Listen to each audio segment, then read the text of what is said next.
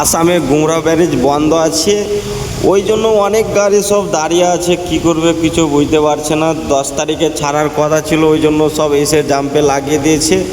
13 তারিখ, 14 তারিখ, 15 তারিখ ডেট দিয়ে আছে, এখন পর্যন্ত ছাড়ছে না। ওই জন্য আজকে আন্দোলন করতে গিয়েছিলাম, ছাড়ার কোনো নাম তলাশ পাচ্ছি না। আন্দোলন করার পরে বলল কি 18 তারিখে ছেড়ে দেবো রাত 12টার পরে।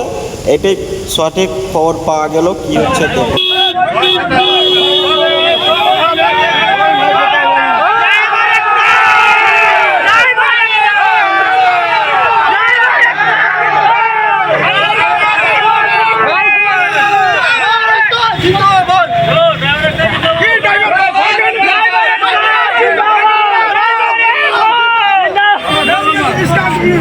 क्या लगा दिया? हमको टक्कर लगा रही है पब्लिक।